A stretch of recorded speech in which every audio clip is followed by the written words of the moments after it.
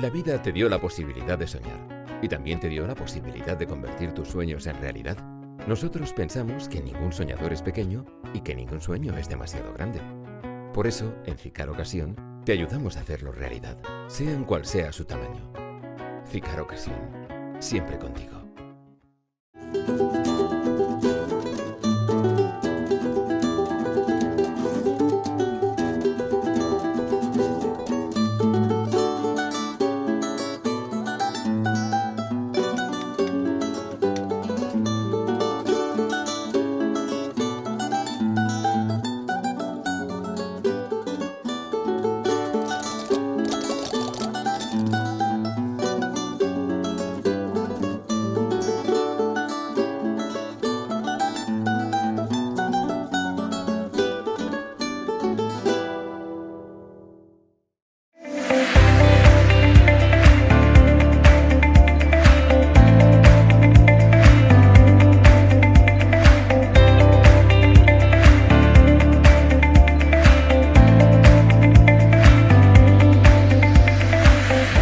Recambios Valladares dispone del mayor estocaje en recambios. Recambios Valladares.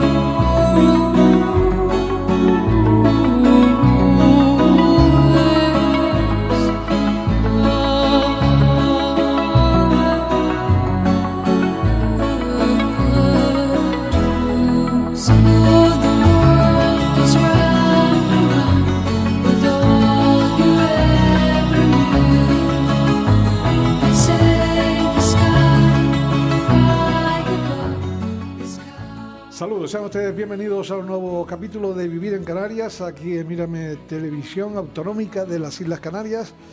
Hoy vamos a hablar de la Villa de la Orotava y estamos aquí en un lugar emblemático. Estamos en el Liceo de Tahoro, la Sociedad Cultural Liceo de Tahoro. Hablaremos cómo se pudo llevar a cabo la construcción de este edificio, como muchos de los que existen en la Orotava, emblemáticos edificios y además lugares que también embellecen de una forma muy especial a esta villa. Contaremos datos históricos relevantes y daremos a conocer y despejarles sobre todo a ustedes pues posiblemente muchas de las dudas o creencias que hasta la fecha han tenido. Para ello voy a contar con 4 personas acreditadas para hablarnos y contarnos todo tipo de detalles. Bueno, decir todo tipo de detalles sería exagerar bastante, no porque yo no los tenga, sino porque tenemos un tiempo límite. Bueno, pues aquí a mi derecha, sin ninguna connotación política, está José Massa. José, ¿qué tal? Nada, muy bien, encantado de estar aquí con todos ustedes. Un placer tenerte aquí, un gran librero y un hombre muy leído, Bueno, como se decía antiguamente. Es una persona muy leída. Aquí también a mi derecha se encuentra Chano Esteves. Chano, ¿qué tal? ¿Cómo estás? Pues muy bien, nada, dándote la razón respecto a lo que has dicho del primer invitado. Bien. Es una persona muy leída y que cuando acudes a su librería sabe aconsejarte de manera muy sabia qué es lo que tienes que leer. Eso, en el fondo eso tampoco supone ningún mérito muy grande porque es a lo que él se dedica. Muy bien. Hombre, me consta. gracias. Bueno, a mi izquierda está pues la persona que en cierto modo nos ha permitido estar aquí, en este lugar, insisto, donde nos encontramos, en la Sociedad Cultural Liceo de Tahoro de la Villa de la Orotava, en esta casa tan emblemática. Y ya como he comentado, vamos a conocer cómo se pudo construir esta casa. Sobre todo de dónde llegaron las perritas, para poder construirla. Carmen Leyes, saludos. Sí, ¿qué tal? ¿Qué tal, Sisto? Muy bien, muchas gracias, hombre. Tú Señora- sabes que esta casa siempre está abierta. Sí, sí, me consta. Señora presidenta de este Liceo de Tahoro. Y aquí, a mi izquierda, está Eduardo Pérez. Eduardo, Buenas tardes, ¿qué tal? gracias ¿Cómo por la, estás? pues gracias por la invitación. Un poquito nervioso al principio porque es la primera vez que estoy también en un programa tuyo y encantado de estar aquí. Vamos a ver cómo salimos a lidiar con estas personas que tengo aquí de contertulianos Claro. también.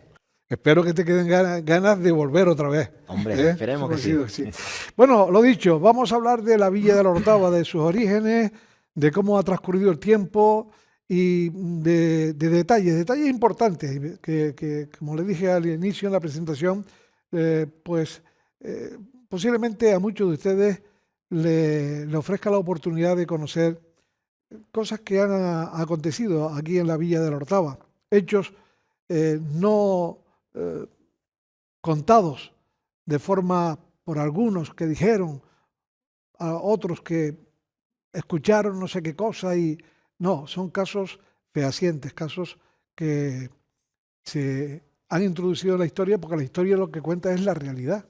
La historia, cuando se escribe algo de forma histórica y de forma oficial sobre todo, está contrastado todo ello, ¿o no, don José? Bueno, a veces, A veces. a veces, a A veces. ver. La historia es lo que uno al final cuenta y lo que se va aceptando. Y la realidad muchas veces sufre, Difiere de la... sí, sufre muchos varapalos y muchas complicaciones por el camino y se tergiversa muchas veces, ¿eh? No es lo que verdaderamente ocurrió, sino muchas veces cuesta llegar al fin de qué es lo que ocurrió de verdad y no es lo que se cuenta. Ujú. Eso es muy complicado muchas veces tergiversar y cambiar una opinión por otra cuando uno busca la verdad. Se ha contado o se ha escrito también en muchas ocasiones o en algunas ocasiones cosas haciendo referencia a la Villa de la Orotava desde sus orígenes hasta la actualidad que son auténticas aberraciones porque no tienen nada que ver con la realidad. Hombre, en ese aspecto no, en ese aspecto sí que la historia del origen de la Orotava está más o menos establecida y Claro, sí era aceptada. lo que yo sí, iba sí, al sí. principio. Eso sí, esa Sí. historia sí. Yo me refería a otros temas, ¿no? Bueno, Siempre hay sí, temas complicados. sí. Pero lo que es el origen de la Orotava está bastante Está aceptado de cómo fue su fundación tras la conquista y cómo vinieron los primeros pobladores a la Orotava, cómo se erigió ya la primera iglesia de la Concepción como una pequeña ermita. Y aunque algunos historiadores sí que afirman que la fundación de la Orotava comenzó oficialmente con la llegada de Ortiz de Zárate, ¿no? Con la reformación de todo lo que había hecho el adelantado, ¿no? El trazado de las calles y eso. Ya cuando vino Ortiz de Zárate, habían ya en la Orotava unos 30 vecinos. Quiere decir que 30 vecinos y una ermita, pues se supone que la Orotava posiblemente surgió antes de esa llegada de Ortiz de Zárate. Por eso cuando se celebró el lustro fundacional de la Orotava y se dieron 5 años, pues yo creo que es correcto, ¿no? Porque la fundación es un proceso lento y paulatino que va ocurriendo y que nace a raíz de la conquista de Tenerife, ¿no? Entonces, en esos años, entre la conquista y la llegada de Ortiz de Zárate, se podría decir que ocurre la fundación de la Orotava. Ujú. Bueno, lo que apuntaba hace un instante es hacer referencia también a cómo se llevó a cabo, cómo se creó esta casa, este edificio donde nos encontramos, el Liceo de Tahoro de aquí de la Orotava. Y tiene su historia. La verdad que yo la verdad desconocía ese dato y hoy me han puesto al corriente, cosa que agradezco. Doña Carmen Leyes, ¿sabe de dónde vino el dinerito? Bueno, me acabo de enterar, ¿Sí? Sisto, como tú.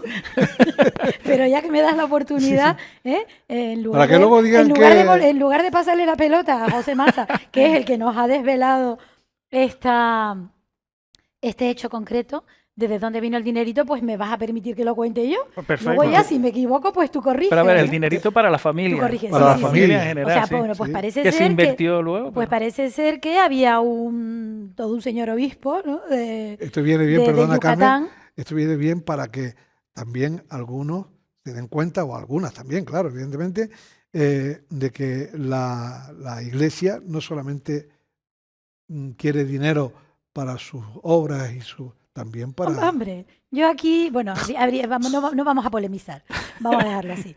Pero vamos, el hecho cierto es que parece ser que un antepasado de los ascanios era un obispo de Yucatán y este señor, bueno, pues debía de tener una grandísima fortuna y esta fortuna la heredaron, entiendo, según nos ha contado José Maza, la heredaron los ascanios y una parte de ese dinero la heredó don Tomás Ascanio, que fue el que construyó esta casa allá por los años 20 del siglo pasado. Ujú. Y de ahí vino el dinero, del Yucatán, fíjate tú. Don Tomás y doña Catalina. Don Tomás y doña Catalina, sí, pero vamos, el dinero era de don Tomás. Don- En este caso era de don Tomás. Ujú. Y bueno, precisamente este año se cumplen los 100 años del inicio de la construcción de esta casa donde nos encontramos, que casualmente también el liceo la adquirió hace 50 años, es decir, hace 100 años de su construcción y 50 de la adquisición Ujú. de este inmueble por parte de la Ujú. Sociedad Cultural Liceo de Taoro, cosa de la que creo que debemos de sentirnos todos pues muy orgullosos. Sin hacer ningún tipo de comparaciones, pero es que nos lleva a ello, es muy parecido, el recorrido es mucho más corto, pero se parece mucho este lugar, Eduardo, al ayuntamiento de la Villa de la Orotava, ¿no? Hombre, A la la edificación... segunda planta. La segunda Me planta refiero a, es verdad. a esta zona. Es verdad que yo creo que son unos estilos muy, muy parecidos, ¿no? Sí. Sobre todo por el uso de la madera y la tea, que era la madera que está aquí principal en Canarias, ¿no? Madera que ahora mismo hoy en día, vamos, cualquier edificio que tenga tea, pues denota ya algo de nobleza, como se suele decir, ¿no? Tanto en el ayuntamiento como en estas casas señoriales en aquel momento. No sé si se aprecia en cámara, pero según tú subes la escalinata aquí principal del liceo en la entrada, es todo de madera, de tea, incluso el zócalo. Ya no se usan esos zócalos. Hoy en día tenemos acostumbrado a ver los zócalos esos que tenemos en las casas nuestras, en los pisitos, que son zócalos de esos de 10 centímetros, y aquí el zócalo estamos hablando que son zócalos de 1 metro de altura, hechos en madera. Entonces eso connota de la nobleza que puede tener esta casa, por ejemplo. Chano, la Villa de la Orotava, cuánta historia, ¿no? Parece que está todo dicho, pero Sí. hay muchas cosas enterradas, hablando ahí metafóricamente. Algunas hay. Algunas hay, ¿eh? Muchas están más coleando más y viviendo más ahora que hace bastante tiempo, ¿no? Yo ya esto, cuando nosotros hicimos en el año 2002 el Congreso de Historia Local, yo me encargué de la parte de exposiciones y hice un texto introductorio en el que hablaba acerca de lo que tocó hace unos minutos Maza, ¿no? El tema de la fundación de la Orotava, que parece que no tenemos historia, hace solamente 500 años, 500 y poco que se fundó la Orotava, y la gente pues muchas veces cree que solamente tienen historia aquellos sitios donde ha habido prehistoria con sus periodos, etcétera, etcétera, y luego los diferentes periodos sobre todo si comparamos, por ejemplo, las Islas Canarias con la península ibérica, ¿no? Parece que nuestra historia arranca a partir de la conquista, pero no. O sea, en los últimos años ha habido una revisión profunda, no solamente de la historia de la Orotava, sino de la historia de las Islas Canarias. Y entonces mucha gente ha descubierto, como ha descubierto Carmen hace un ratito, que lo señalaba Manolo, el tema de José, perdón, el tema de la financiación del liceo. Pero si nos retrotraemos a obras de importancia, esa financiación y dinero venido de América también se empleó y mucho en la iglesia de la Concepción. Y no digamos, no solamente en la Orotava, sino a lo largo de todo Tenerife. La plata venida de México y de los distintos países de Latinoamérica sirvió para financiar no solamente obras arquitectónicas, sino también obras de ornato que están en iglesias y en palacios existentes en la isla. De manera que en la Orotava, afortunadamente, tenemos una historia muy rica en hechos, en acontecimientos, en personajes. Lo que pasa es que hasta un momento determinado, como ocurre con la historia en general, solamente se hablaba de personas concretas o de las personas supuestamente más importantes y afortunadamente esa forma de hacer historia cambió hace tiempo y ahora ya la historia son episodios que ha vivido todo el mundo y por tanto todos los ciudadanos de la Orotava nos sentimos un poco protagonistas de nuestra historia, ¿no? Y luego, poniendo el acento en lo que hablabas del parecido arquitectónico entre esta casa y el ayuntamiento, pues tampoco es extraño porque son obras que se hicieron en el siglo, esta en el XX, la otra en el siglo XIX, pero siguiendo un estilo un tanto neoclasicista, romántico, y tienen las dos son dos joyas arquitectónicas, no solamente desde el punto de vista del arte de la Orotava, sino en Canarias e incluso en el territorio español, porque, por ejemplo, el Ayuntamiento de la Orotava, hay muy pocos ayuntamientos, incluso de grandes ciudades, que tengan un edificio de esa categoría. Y bueno, este palacete pues tiene la suerte de estar situado en un sitio absolutamente pintoresco y de una belleza singular y además en un entorno único. Y bueno, aquí toda la gente que viene se queda absolutamente maravillada con que en este pueblo pequeñito, un pueblo que todavía no ha dado el salto ese a una ciudad grande y esperemos que no lo dé, tenga esas joyas arquitectónicas tan cercanas la una de la otra, ¿no? El edificio del Ayuntamiento de la Orotava, que en su día fue un convento. Convento, ¿Eh? sí, convento. Convento. Me estaba ahora riendo, pensando, escuchando a Chano. Como dijo Carmen, el edificio este está cumpliendo 100 años. Pero antiguamente, antes del edificio del Liceo de Tahoro, antes de que tanto Tomás Ascanio como Catalina Monteverde decidieran edificarlo, esto era una huerta de papas. Y justo al lado, donde hoy es los Jardines Victoria, los marqueses de la Quinta Roja tenían su huerta de papas también. Entonces, estamos en un entorno que hoy es histórico, es el centro histórico de Orotava, se podría decir, pero que hace 100 años eran dos huertas de papas y yo siempre me he reído pensando en Antonio Monteverde del Castillo, que era el propietario, el padre de Catalina, y a Francisco de Ponte y Arena, el marqués de la Quinta Roja, los dos paseando por la plaza del kiosco, que no estaba el kiosco. Tampoco. Y comentando que cómo van las papas este año. Es que siempre me ha hecho vínculo, gracia. Hay cierto vínculo entre el kiosco y la zona de los Jardines Victoria y donde está el Panteón, que era Cierto vínculo. cierto vínculo. Ya nos lo comentarás dentro de un momentito. Vale, porque te vale. voy a preguntar. Perfecto. Va a ser algo en lo que vas a profundizar y Bien, va a ser bien. muy interesante. La Orotava, ¿de dónde proviene el nombre de la Orotava? Bueno, pues ahí yo pienso que viene del mensellato, ¿no? De la Arautápala. Directamente, ¿no? Directamente del mensellato de la Arautápala, porque eran los mensellatos que habían aquí en Tenerife. Y entonces, lo que no sé la comarca exactamente que cogía, si cogía todo el valle, hasta dónde extendía exactamente. Ahí ya me pierdo un poquitito. La pero comarca era enorme. El enorme, Tahoro enorme. era El Tahoro, uno de los hecho, se reinos llama mayores. Tahoro, que yo no sé si viene a relación con lo que es justamente el Liceo de Tahoro o la familia Tahoro, porque era justamente toda la comarca llegaba hasta la zona de Icó. Desde Acentejo. Desde Acentejo cogía hasta la zona de Icó, sí. O sea, desde Acentejo hasta Icó. Sí, era el reino Valle de Tahoro. Era el reino de Tahoro. El reino, sí, reino. Y se llamaba Arautava. Arautava, sí. El reino de Tahoro. Sí, no sabía lo que... ¿Arautápala No o sabía lo Arautápala? que... Arautápala. Bueno, pero Bueno, más Arautava que Arautápala. Son esas típicas palabras pero- que siempre se han estado ahí. No sabía lo que... Sí, era más grande de Era lo el que mayor lo nosotros que de todo. pensábamos. englobaba. Sí, No Posiblemente sabía qué el- territorio era. sí, sí. Ujú. Y en esos primeros, Yo hoy voy a aprender mucho, Sisto. te estoy viendo que estás aquí como... Sí. Disfrutando. No, claro. No, yo estoy oyendo bien. Haces bien. ¿Cómo era la Orotava en esos inicios, cuando comenzó a formarse como pueblo, la iglesia de la Concepción? Como siempre, como en muchos lugares, las iglesias, los conventos y demás, a sus alrededores siempre se creaban los pueblos, ¿no? Y aquí creo que tampoco fue nada diferente. No, lo común, lo normal es lo que estás comentando tú, ¿no?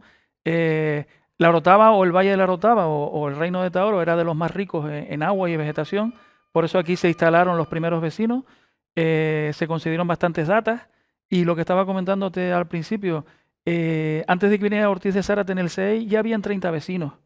Ortiz de Zárate vino a la Orotava por el tema de que muchas personas que recibían datas luego no se Explica, quedaban. perdón, lo que son las datas, porque Las mucha datas son, bueno, las datas son las tierras y las posesiones que se otorgaron por el A adelantado los Alonso Fernández de Lugo a todos los conquistadores conquistadores. o a los primeros pobladores que vinieron a la población. Pero no todos luego se asentaron en la Orotava, o no todos se asentaron en los sitios donde se les concedían los terrenos. Por eso tuvo que venir el juez reformador Ortiz de Zárate en 1506, ¿no? Y ya lo que estaba comentando, la Orotava era un que sitio por cierto, rico. perdón, que por cierto hizo prácticamente lo mismo que el Fernández de Lugo. El que parte y reparte se lleva la mejor parte. Bueno, pero eso pasa siempre, ¿no? Pero sí que quitó muchas tierras a personas que se le habían dado para dárselas a otros que estaban viviendo en la Orotava. A raíz de que estaban esos primeros vecinos, pues ya se erigió la iglesia de la Concepción. Y a partir de que se erige la iglesia, pues ya empieza a crecer todo, ¿no? Ya se instaura, llegan los franciscanos en 1519 y erigen su convento de San Lorenzo, y a partir de ahí, pues ya empieza un inicio de lo que es el actual municipio de la Orotava.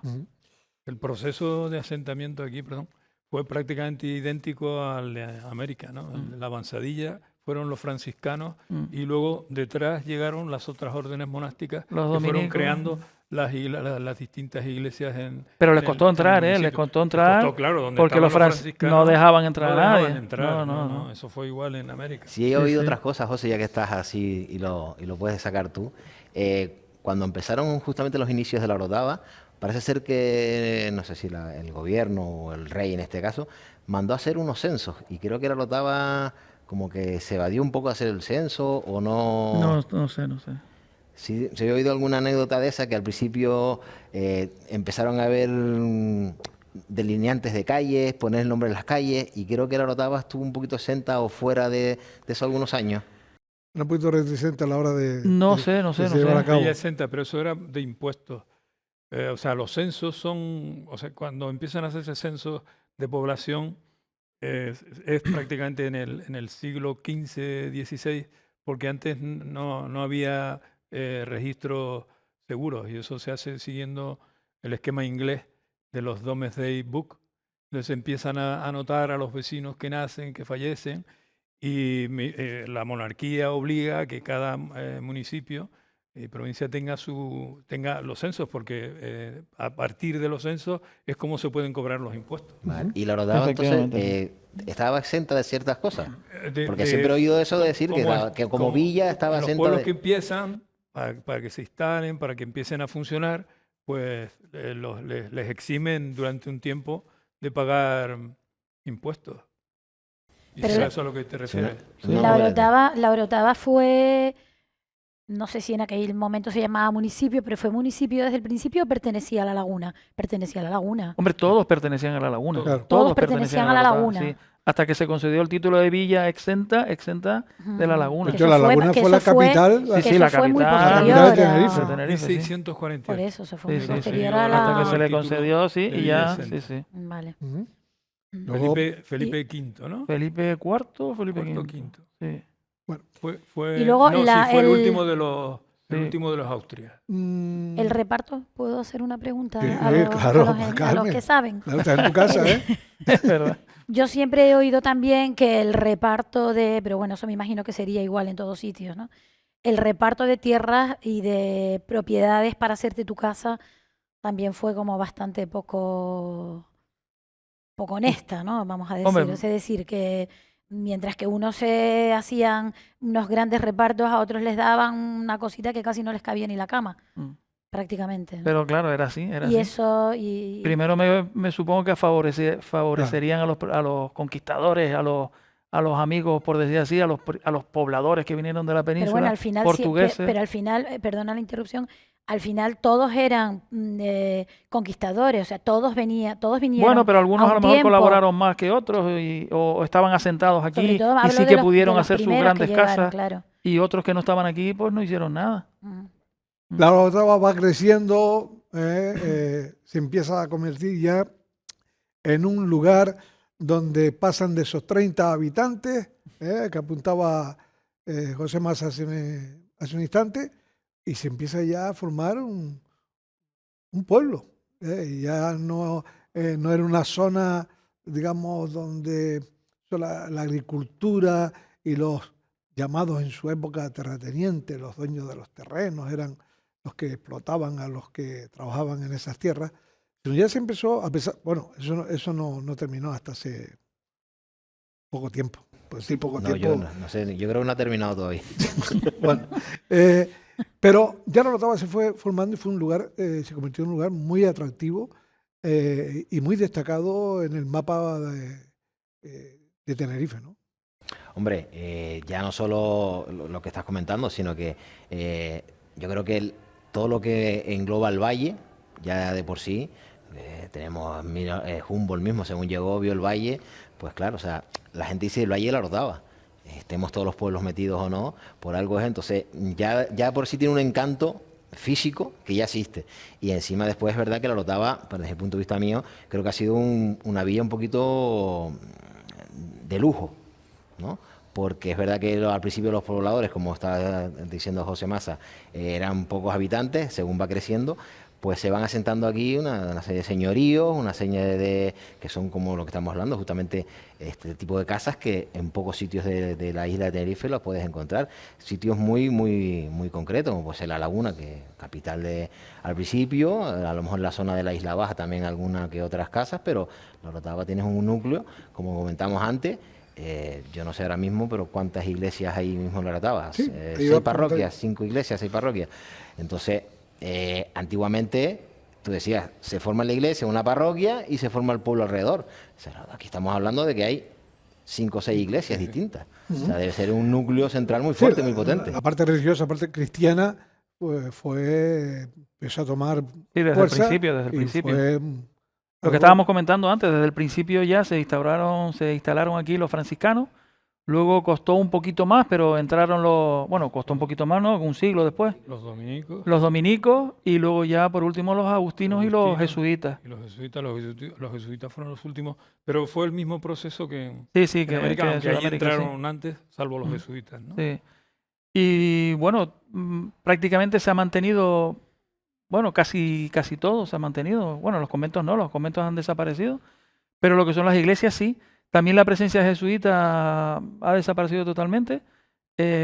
Su colegio y su iglesia han desaparecido. El colegio por un incendio y la iglesia porque luego fue incorporada en lo que hoy conocemos en la Orotava como la Casa Díaz Flores o la Casa Brier. La iglesia de los jesuitas, antes de ser expulsados, pues todavía no la habían terminado.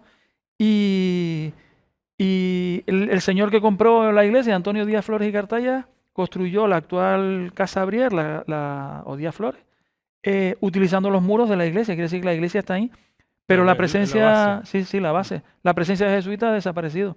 De los franciscanos nos queda pues parte del convento. El resto desapareció en el incendio de 1801. De los agustinos, pues el convento y la iglesia de San Agustín, pero el convento está muy modificado. De los dominicos, igual. Nos queda la iglesia y el convento también modificado un poco. Y me falta San Nicolás, obispo, que era donde está hoy en día Correos y la policía y el ambulatorio, que eso ha desaparecido por completo. Sí. Eso ha desaparecido por completo, sí. Y luego el antiguo mercado y la cárcel. Efectivamente, y la cárcel, sí. zona. Pero aún así mantiene todas las iglesias, sí que las mantiene, la de San Agustín, que era la iglesia de los caballeros, la parroquia de la Concepción, la iglesia de San Juan, todas esas sí las mantiene y son pues de principios de la fundación de la Orotava. Ya que nombraste la Casa de Díaz Flores, y así unimos varios temas, también no sé si tiene colación de que la cúpula de la iglesia de la Concepción no es la que está en los planos originales, sino es la cúpula de la Casa de Díaz Flores. Creo que algo de eso he oído. No A sé ver, si cuando los jesuitas fueron expulsados de España, solo le faltó techar la iglesia y ponerle la cúpula. La idea era hacer una cúpula y bueno, fue copia de la que hoy en día está en la Concepción de la Orotava. Bueno, es muy lo que pasa parecida, es que ese porque tipo- los planos de Ventura Rodríguez son Ventura, falsos. Ventura, Eso no. Ya estaba la iglesia construyéndose cuando Ventura Rodríguez. Tuvo poca intervención. Ninguna Pero entonces, intervención. eso creo que entonces era mucho en aquella época, porque creo que aquí justamente en la casa que estamos nosotros pasó algo parecido, ¿no? Porque yo no sé si es que los planos están asignados a un Hombre, arquitecto, se le atribuye a un arquitecto que realmente no fue, pero la historia que yo he oído en este caso Sí. Las cosas que yo... De la iglesia. No, de la no, casa no, de no. la la actual casa Liceo esta, Taoro. sí. Yo lo que tengo entendido es que no se sabe bien quién. Sí, se le atribuye, ¿Quién se algunos le construyó? ¿Quién atribuyen lo a construyó? Mariano Stanga, pero ver, no, Mariano- no es ¿Quién de fue Mariano el Stanga. arquitecto? Yo he oído que es Mariano Stanga el arquitecto que supuestamente hicieron esta casa, pero la teoría que yo también he comentado en alguna que otra ocasión es justamente cuando están haciendo esta casa también estaban haciendo años anteriores la charca, que hoy en día conocemos como la charca de los Ascanios, ¿vale? Y entonces algunos de los arquitectos que estaban en la construcción de la charca fue el que diseñó o estaba diseñando algún tipo de palacete en Europa, si no me equivoco, en la zona Más bien bélica. lo vio en una revista, lo trajo a la familia y la familia efectivamente, y algo así decidió... fue cuando ella vio Esa historia, por ¿no? las Sí, sí, revistas, sí. justamente Doña Catalina le gustó y quería estar a la moda europea en ese momento. Por eso digo que la Orotava en ese aspecto, si hemos estado a la vanguardia de Europa. Fue cuando le gustó el palacete que él había visto, sea en plano, sea en revista o lo que sea, y fue cuando dijo que quería construir algo así, aunque después se lo asignaron o aparece Stanga por bueno, medio, habrá pero no hay colaborado. datos. Colaboró, No, hizo, no. Colaborado, seguramente. sí, sí. Hemos pasado desde los inicios, que se creó aquellas primeras viviendas, parte principal o inicial, digamos, de la Iglesia de la Concepción, y hemos pasado a lo largo de los años, incluso de los siglos, hasta llegar hasta el momento en que ahora se está comentando. A lo largo de ese tiempo, la Orotava, ¿qué significó dentro del panorama político, económico en Tenerife? Hombre, la Orotava, yo creo que el papel que jugó y que el prestigio que tiene todavía es que en un momento determinado se vivía del sector primario, de la agricultura. Y en ese sentido, pues fue pionera en respecto a lo que fueron los monocultivos, la agricultura de monocultivo en la isla, ¿no? Primero, una vez acaba la colonización, el cultivo de la caña de azúcar, que se exportaba incluso a América, y luego América se va a convertir en el espacio territorial donde el azúcar va a producirse, dando un rendimiento mucho mayor que en Canarias, y desaparece el cultivo de aquí. Luego los viñedos, que sustituyen a ese cultivo, después la cochinilla y finalmente el plátano, que la única competencia que tenía desde el punto de vista agrícola era el de la producción de tomates del sur. Entonces era una nobleza de segunda categoría que vivía fundamentalmente del agro, del campo. Y eso le hizo tener a la Orotava una importancia fundamental respecto a otros espacios de la isla que competían, que era por un lado la laguna y por otro lado Santa Cruz, que competía económicamente por la existencia del puerto, pero no porque tuviera importancia desde el punto de vista agrícola, ¿no? Y luego pues esto vino a ser, esa importancia económica vino a ser sustituida luego en los años 50 del siglo pasado, 60, cuando empieza a venir el turismo al puerto de la Cruz, ¿no?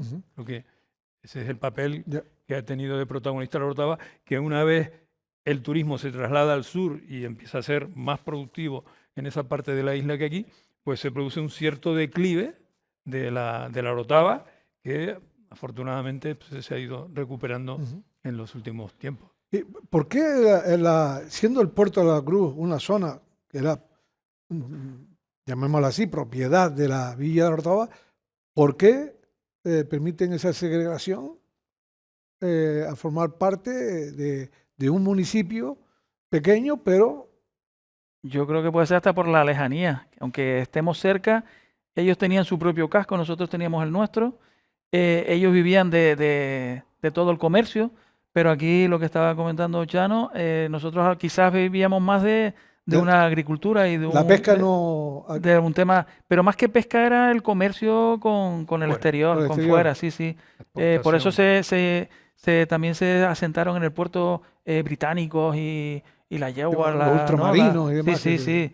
Varias empresas inglesas que también ellos, pues, en su momento me supongo que habrán presionado también para intentar formar un núcleo diferenciado de la Orotava, más aristocrática, más Yo creo que rentista. también fue una cuestión política y que eran familias que tenían grandes propiedades Sí. en la zona, familias de la Orotava que tenían grandes propiedades en la zona y que en un momento determinado les Hicieron- interesó que las decisiones se tomaran desde su responsabilidad y no desde los ayuntamientos, que funcionaban como una maquinaria burocrática, pero de manera muy lenta. Entonces empieza a desarrollarse un comercio incipiente que además daba muy buenos dividendos y decidieron,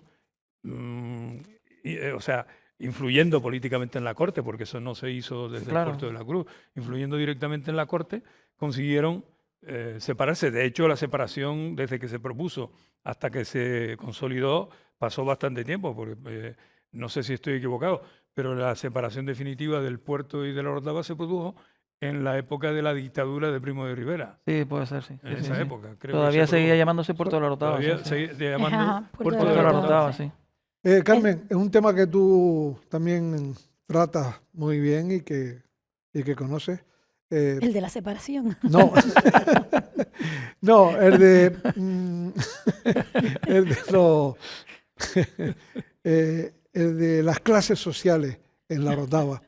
Existía, en las clases sociales existía aquí realmente esa burguesía, tanto como se ha hablado y se ha comentado y se ha escrito a lo largo de los tiempos.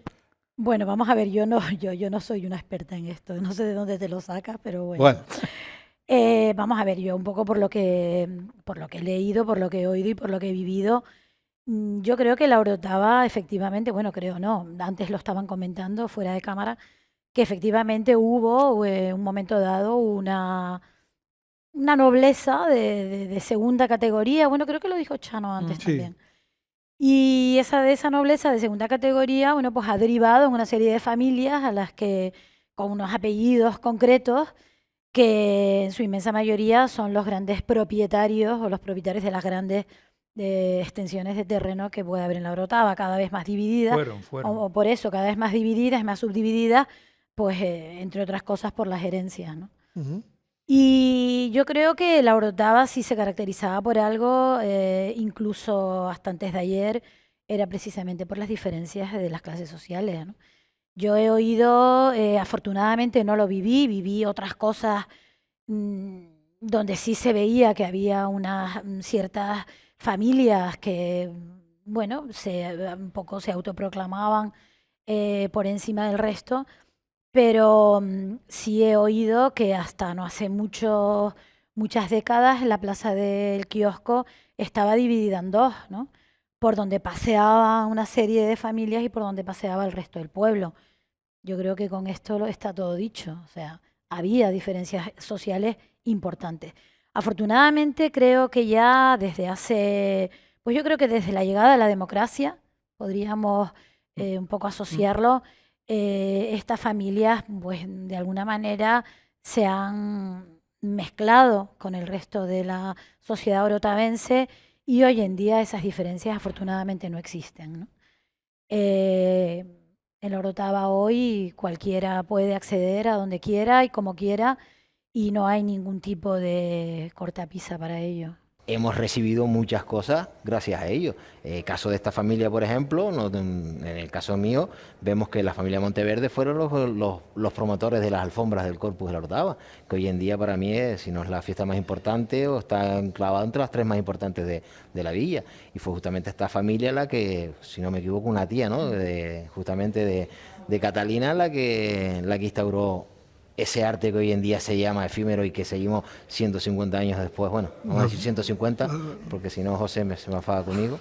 La alfombra que hizo a las puertas de su casa. Claro, Sí. entonces estamos hablando que gracias también a esa pequeña nobleza o esa nobleza de segunda que había en la Orotava, se han instaurado ciertas cosas que hoy en día se siguen llevando a cabo. Algo que influyó mucho en el tema de esta división también es la educación. La educación, la Orotava a mediados del siglo XIX tenía un índice de analfabetismo de casi el 86%.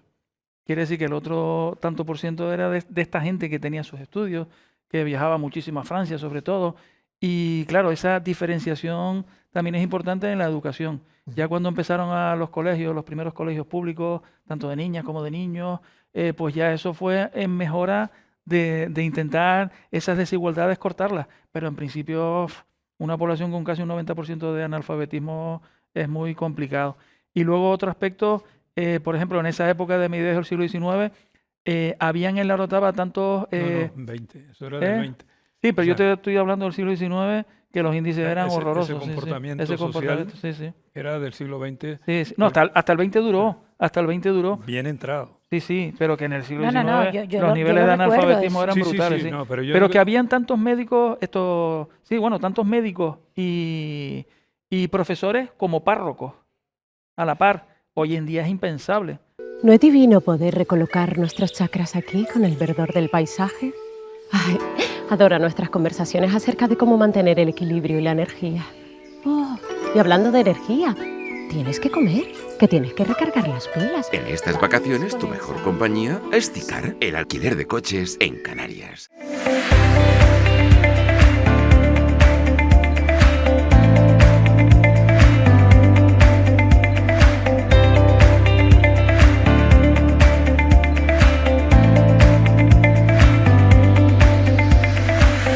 Recambios Valladares dispone del mayor estocaje en recambios. Recambios Valladares.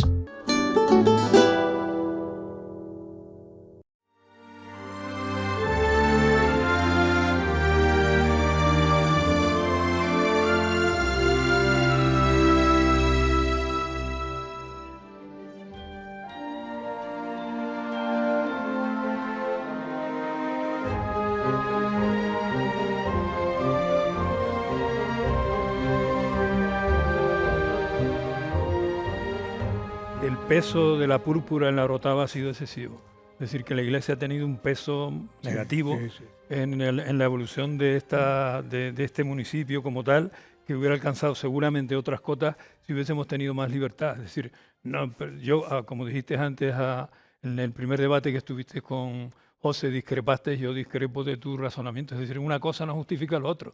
Es decir, se puede ser muy noble, pero desde luego el racismo que se veía en la Orotava, yo he visto Clasismo, a la gente, el clasismo, y que Y hasta el rayaba otro día, en el hasta el racismo. otro día. Hasta el otro día. Yo he visto a la gente que venía de trabajar de la platanera con su burro cargado de hojas para alimentar las vacas o las cabras que tenía, y cuando pasaban por el casino a hacer una genuflexión y quitarse el sombrero. Eso lo he visto yo en la Orotava. O sea que la Orotava era un sitio Muy donde complicado. el aire que se respiraba era un aire bastante denso. Lo que pasa es que no lo notábamos si no salíamos de aquí. Pero tú ibas a Santa Cruz y ese aire no se respiraba. Tú cogías el microbús que paraba en la calle Calvario, tú ibas a Santa Cruz y el aire que se respiraba era completamente distinto al de la Orotava. En la Orotava ese peso duró, como ha dicho Carmen, prácticamente hasta que llegó la democracia. Cuando llegó la transición, esto aquí fue una fiesta.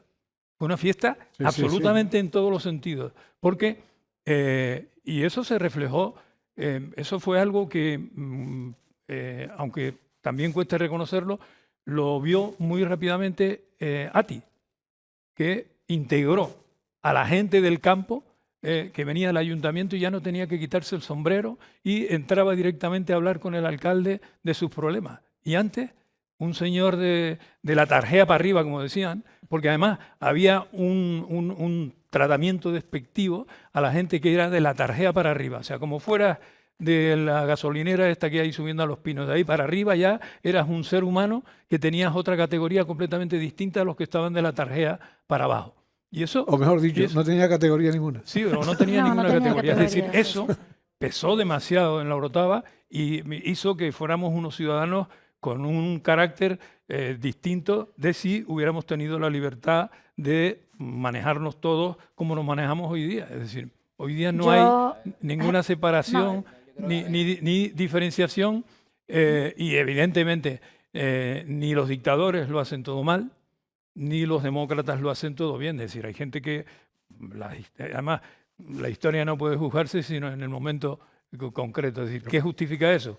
pues seguramente las justificaciones de ahora son otras bien distintas a las de la época. Pero creo que hay que decirlo, ¿no? Ah, sí, sí, a ver, sí, a lo mejor yo me expresé mal, claro que sí, porque yo mismo he oído muchas anécdotas de esas, como dices tú, rozando ya, claro, el racismo. O sea, hasta ese punto estoy de acuerdo. Yo me refería a que gracias El a clasismo.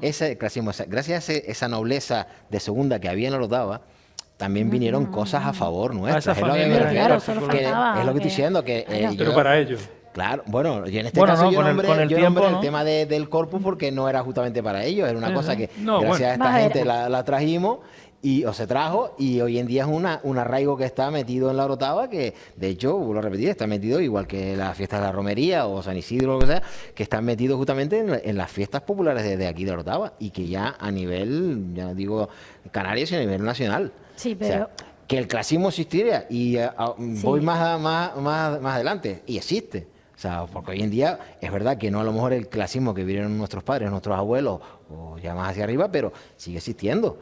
Lo que pasa es que a lo mejor tenemos más acceso a ciertas cosas, esa nobleza que antes estaba instalada no está tan arraigado, tan fuerte como hace 100 años, ese tipo de cosas, claro que se va desvaneciendo, y es un punto a favor de todo el mundo. O sea, todo el mundo tiene derecho a llegar a donde quiere, donde pueda, exactamente, sin tener tope. Un dato del peso de la Iglesia en la Orotava. La educación.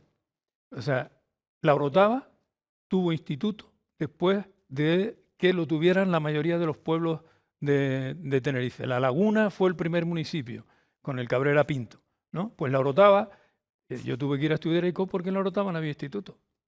Y conmigo fueron un montón de gente de la Orotava que estudiamos en ICO, y había institutos en otros sitios de la Y isla. a lo mejor y mi sin tío embargo, y mi tío te dio clase en no ICO. había Sí, instituto en yo la le Orotava. digo. ¿Por qué?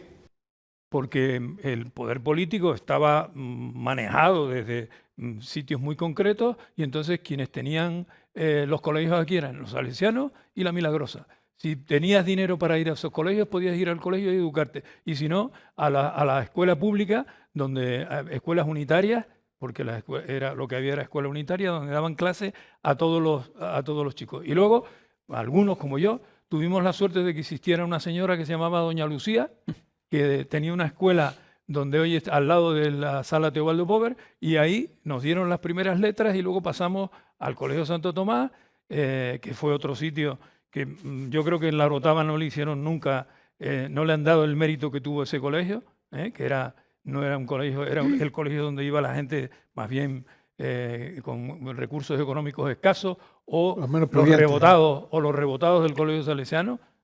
Y yo creo que no se le ha hecho justicia a ese colegio.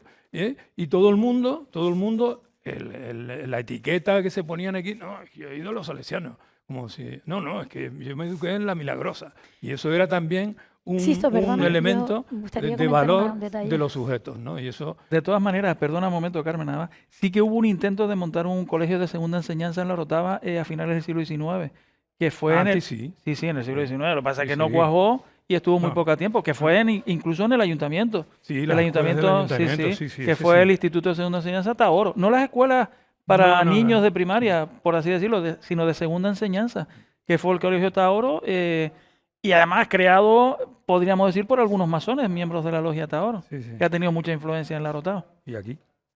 A mí me gustaría apuntar como aspecto positivo de esto que estamos hablando, de que efectivamente la Orotava, yo creo que es algo que sí es verdad que ocurría en todos los municipios, pero muy pocos, con yo diría con el extremismo que ocurrió en la Orotava hasta antes de ayer, porque siendo yo niña seguía pasando. O sea, Todos. yo vine a vivir a la Orotava con 6 años y yo recuerdo unas diferencias sociales abrumadoras que a mí, que venía de Santa Cruz, que iba mucho a Galicia todos los veranos, que vivía en Galicia 3 meses de mi vida y vivía en los pueblos y veía, no había las diferencias sociales tan abismales que había en la Orotava, la miseria tan impresionante que vi yo y que viví yo, no la viví afortunadamente personalmente, pero sí la palpaba, ¿no? Porque vivía cerca de ella.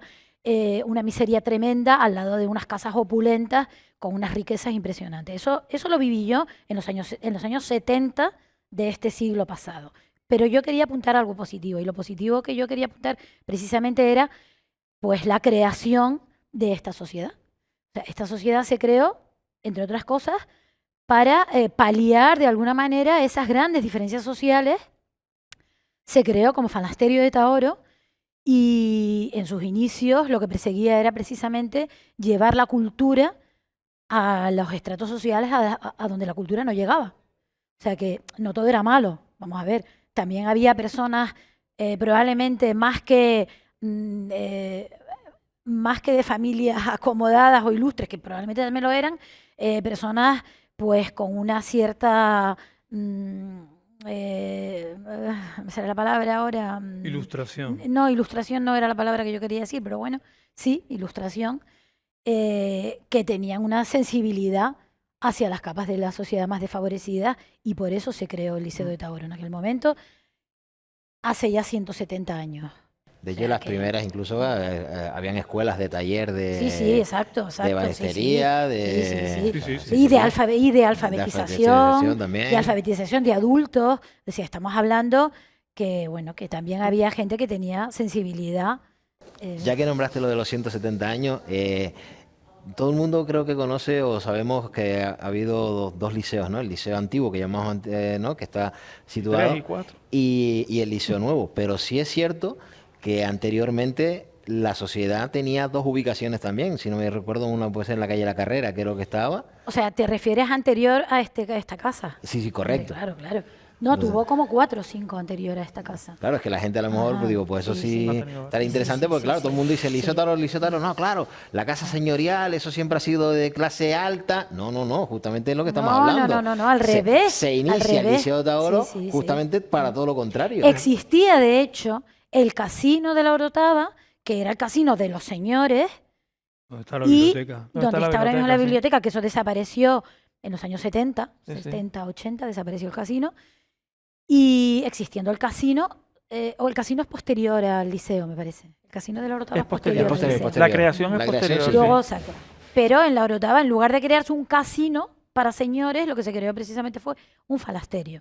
El falasterio y la Sociedad de la Esperanza, que también Y la estaba... Sociedad de la Esperanza. Pero esa fue posterior a. Sí, pero luego al se falasterio, unieron luego los dos. se unieron, los dos para crear Y con el la liceo. Filarmónica también, La que antes no me idea, salía la sí, palabra. la Filarmónica. También la Falasterio. Filarmónica fue Sí, una sí, unión sí. con la sociedad. Sí. Y bueno, sí, al final. La idea del falasterio surge precisamente del socialismo utópico, ¿cómo se llamaba Me este sale en la inglés? palabra. O sea, los falasterios en realidad eran sitios donde lo que se proponía eran como viviendas colectivas en las que las familias tenían habitaciones en función del número de hijos y luego los servicios, los comedores, todo eso era común, ¿no? Owen es el inglés que... Como una especie de comuna, como una especie de como una comuna. especie de comuna. Entonces tenían los trabajos cerca y vivían en los falasterios. Esa idea no llegó a concretarse, salvo en Puebla, en México. Fue donde funcionó un falasterio. Bueno, yo como espectador, como lo que nos están viendo, yo honestamente de sacar una conclusión de lo que se ha estado aquí comentando, se ha estado hablando, yo diría que, bueno, reconocer que a pesar del comportamiento de aquellas personas económicamente poderosas y que, bueno, pues no trataban de la forma más, en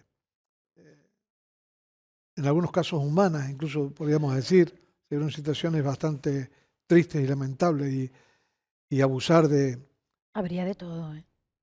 Sí, pues yo tengo algunas, no estoy haciendo referencia, algunas que había casos que abusaban de una forma considerable. Hasta el otro día. No solo la Orotava, es decir, nos vamos a muchos pueblos y suceden barbaridades, auténticas barbaridades que yo he escuchado pues, en mis paseos, en mis viajes, en mis programas que he realizado en cada uno de los pueblos de Canarias. En muchos de ellos ha habido auténticas barbaridades. Pero me quedo con ese legado, en cierta medida, que nos han dejado todas estas personas a las que se ha hecho referencia, porque afortunadamente en el día de hoy pues, podemos pues, tener un lugar admirable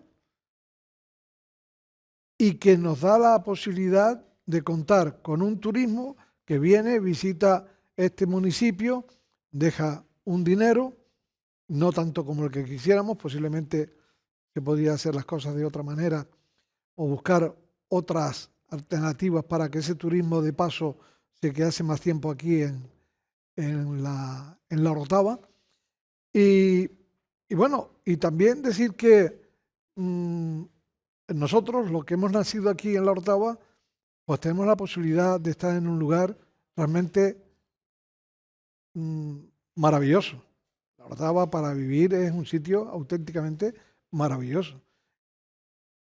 Lo único que yo también quiero apuntar también, que no sé si ustedes estarán de acuerdo o no, es que tenemos el estado de muchas viviendas que tienen la fachada muy bonita, pero el interior está en una situación bastante delicada. Yo no sé si lo comparten o no. No sé si lo comparten o no, pero no, siempre decir, oye, sí. Ojo que, lógicamente, ¿por qué? Porque viene a colación lo que antes comentaban. Las personas económicamente poderosas comenzaron a fallecer, empezaron las herencias se fueron compartiendo, unos pues el dinero se lo cogían, pues, se iban a vivir a Santa Cruz, o hacían esto, hacían lo otro, y se fueron mermando esa parte económica, y mantener estas viviendas era prácticamente imposible. Imposible. Efectivamente. No sé si eso lo comparte. Hombre, hay casonas en la Orotava que están totalmente abandonadas. Sí. Abandonadas y que dan pena. Y algunas históricas, por ejemplo, y con perdón si molesto, la Casa Monteverde, por ejemplo, da pena la casa en sí. La Casa Cruz, la antigua casa de los Brier. Sí, la Casa de los Brier también, claro, están todas en venta. La casa de Pedro Cruz, que era la antigua casa de Benítez de las Cuevas. No, que creo que creo que está en venta, que la han comprado, sí, para hacer un hotel. No sé si un extranjero, ¿no? Pero creo que es para hacer un hotel, un hotel. Sí, no, en francés fue enfrente, en la calle Carrera, pero creo que fue enfrente. Yo creo que ahí tiene que haber, o sea, esta situación de deterioro del patrimonio histórico es algo que venimos denunciando desde hace tiempo. Y que aquí el ayuntamiento, sobre todo el equipo político del ayuntamiento, tiene que hacer un esfuerzo para impulsar la recuperación de todo ese patrimonio, dando más facilidades a la gente que está dispuesta a restaurar las casas. Es decir, si no se pone una herramienta en manos de los propietarios, las casas van a acabar cayéndose absolutamente todas. Pero ahí tiene que haber una participación del ayuntamiento, y además no solamente impulsando medidas que faciliten que los propietarios puedan restaurar esas casas, sino también ayudando económicamente. Es decir, hay situaciones en las que los propietarios no pueden afrontar las obras porque los costos, si el costo de una vivienda normal se ha multiplicado por 3 en 3 años, los costos para afrontar una restauración de una casa de esa categoría son 10 veces mayores que el de una casa normal. Las ayudas económicas vendrían muy bien, pero lo más importante sería que por parte de las administraciones públicas no se pusiera palos en la rueda, porque lo que está ocurriendo ahora mismo es que hay gente dispuesta a invertir en la Orotava, a comprar casas en la Orotava para rehabilitarlas y reformarlas para un determinado negocio, casas que nunca se compran, no se tocan, porque no se les permite tocarlas, y acaban vendiéndose, porque no les permiten hacer lo que estas personas quieren hacer. Es decir, hay tal rigor administrativo, que es que la gran parte de las viviendas de estas características, llámese la de Pedro Cruz, llámese la de Brier, llámese de estas casonas impresionantes y grandes, la mayor parte de ellas no les permiten hacer nada. Por tanto, claro, las compran con una idea que al final ven que esta idea no cuaja y terminan vendiéndolas, muy probablemente perdiendo dinero.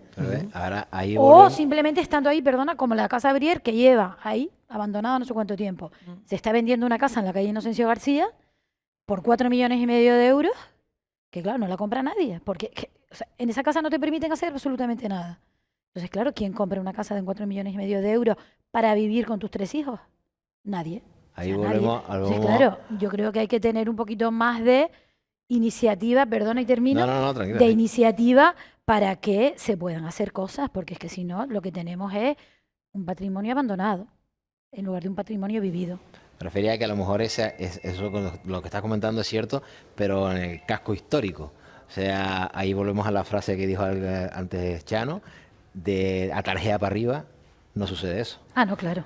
Entonces volvemos al principio de la Todo el mundo hace lo que le da tertulia. la gana, ¿no? De atarjea para abajo son impedimentos, porque yo también vivo en el casco y tengo una propiedad dentro del casco, y es casi inviable poder hacer cualquier tipo de cosa.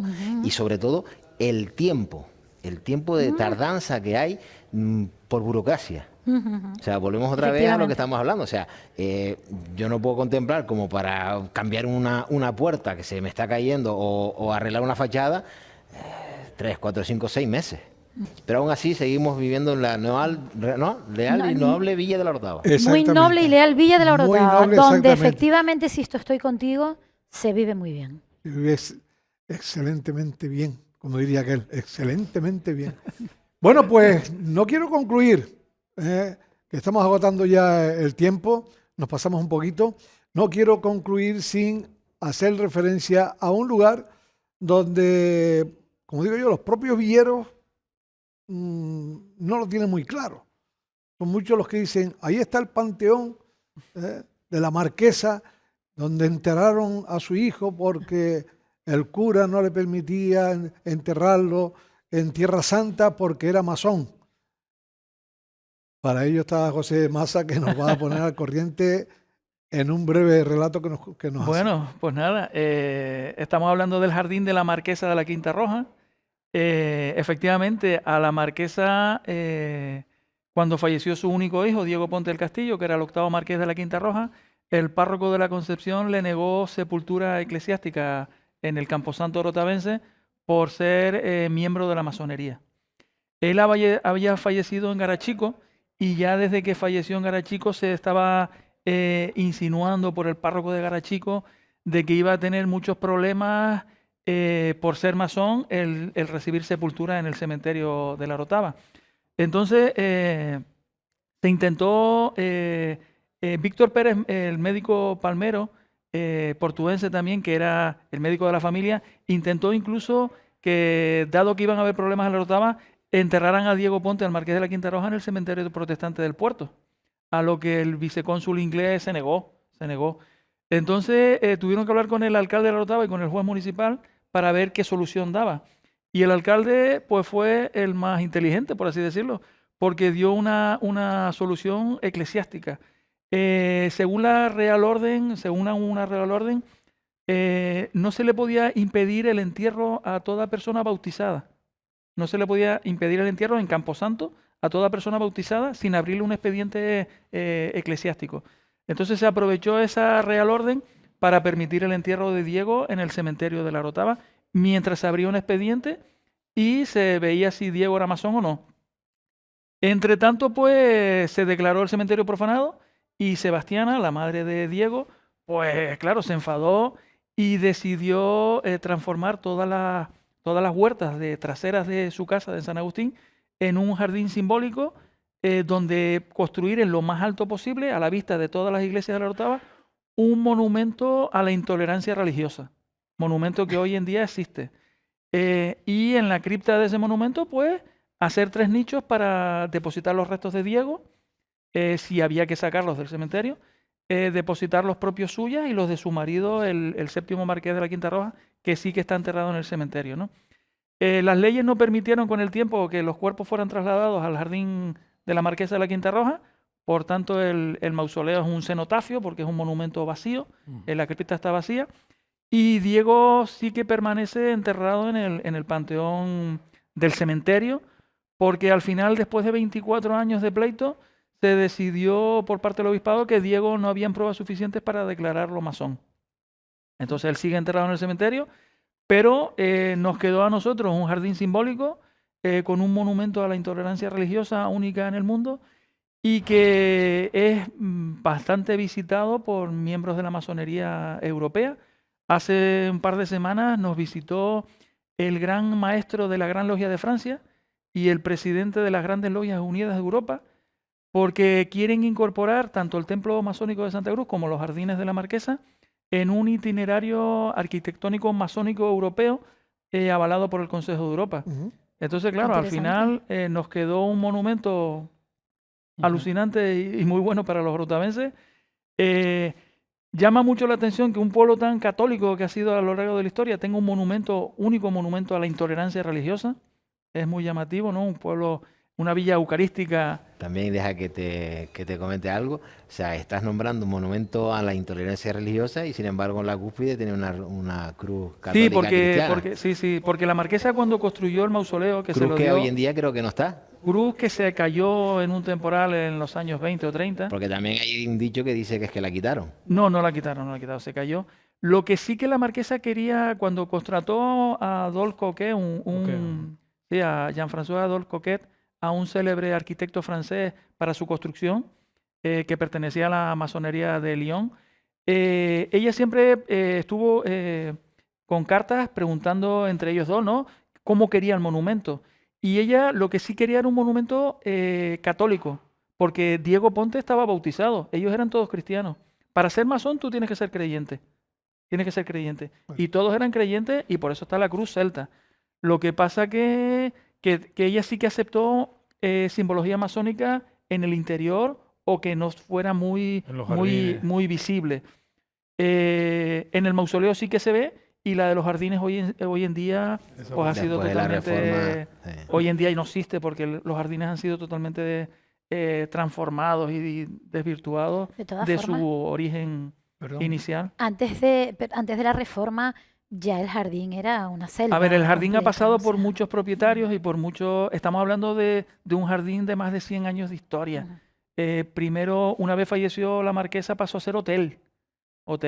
Luego ya pasó a manos privadas. Hotel Victoria, ¿no? El Hotel Victoria, sí, sí. Por eso aquí muchos todavía lo conocemos en la Orotava como Hotel Victoria. Claro, Jardines Victoria. lo Jardines conocíamos Victoria, perdón, cuando sí. íbamos a comprar fruta. Sí, ahí. yo también Sí. lo conocía Y como Jardín flores. Victoria. Fruta y Pero habría verduras. que Flores. mantener Fruta y el nombre verdura. Sí. de Jardín de la Marquesa de la Quinta Roja. Perdona, otro apunte. O sea, la Orotava tiene muchas singularidades, ¿no? Que hacen a la Orotava, a pesar de los problemas, Distintas, como todos sí. los pueblos, un pueblo único. No hemos hablado, hemos hablado fundamentalmente del liceo, de los aledaños, pero la plaza de San Juan Bautista se llama Plaza de San la Juan Unión. Bautista y de la Unión. Y de la Unión hace referencia al trienio liberal, a la época en la que los liberales se enfrentaron al absolutismo de Fernando VII. No creo que haya muchas plazas por ahí en España que se rememoren precisamente el trienio liberal. Por cierto, ya que hace referencia a la iglesia de San Juan, brevemente, por favor,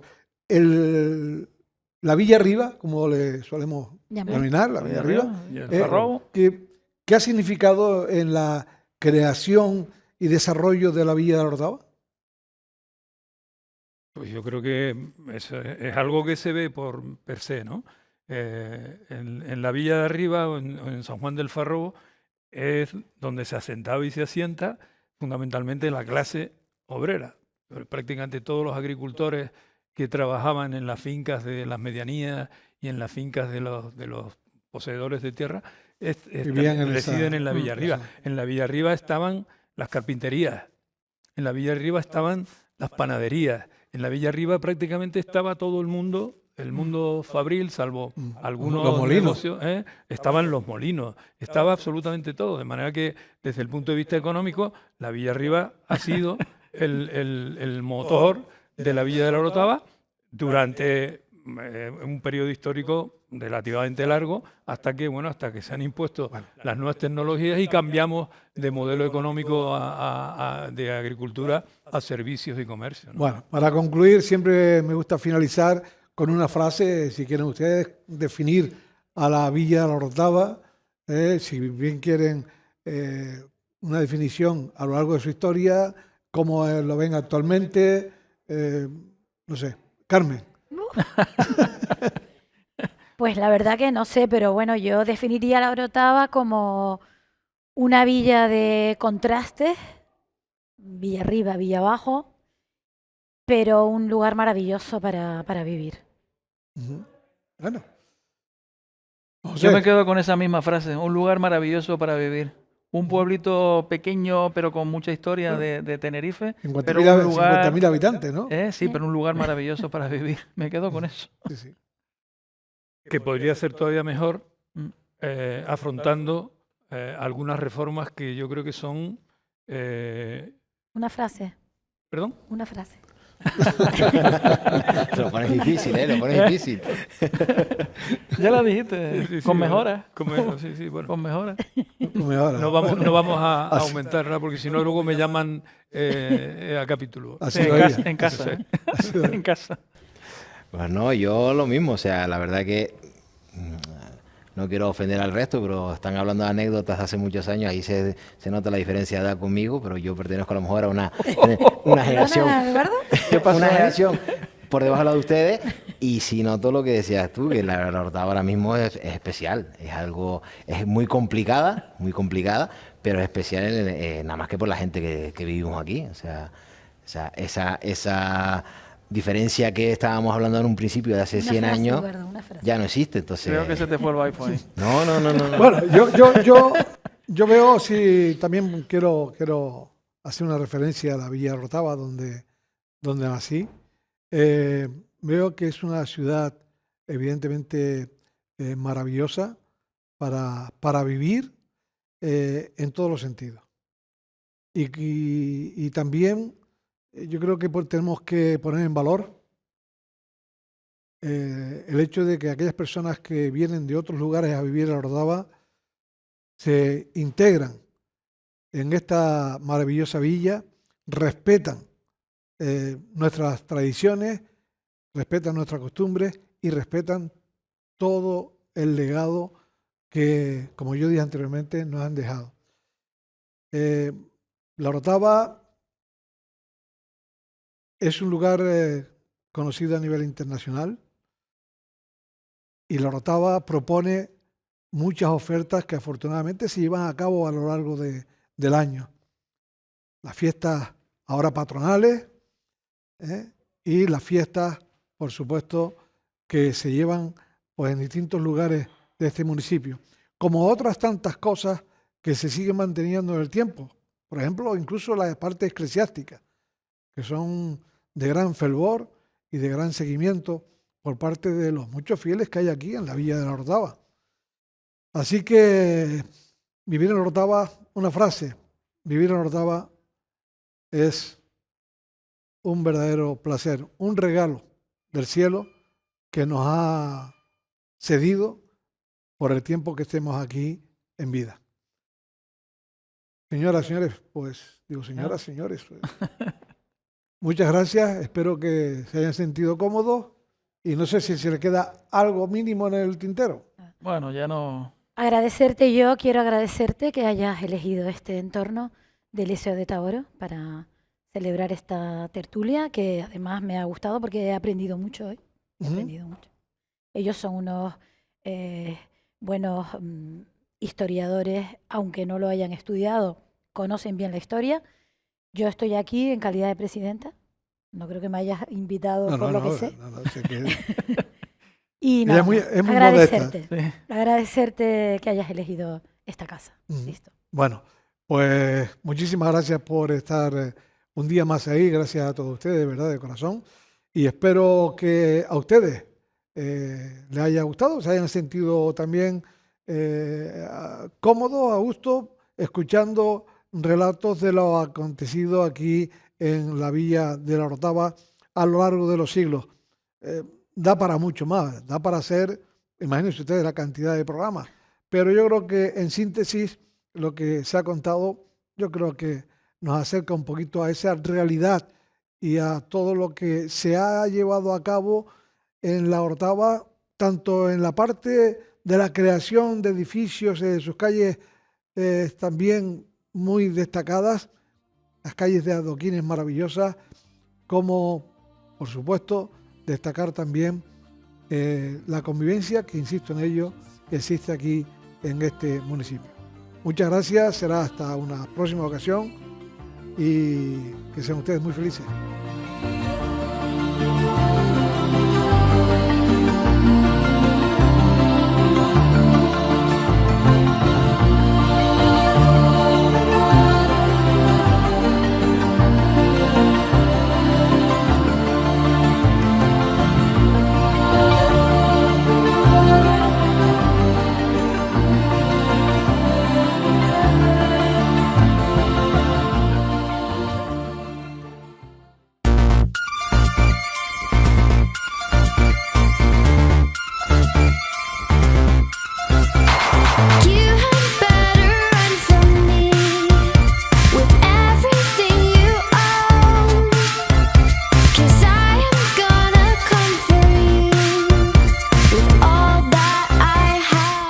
Peluquería Teresa, ubicada enfrente a la iglesia de la Perdoma, patrocina este espacio.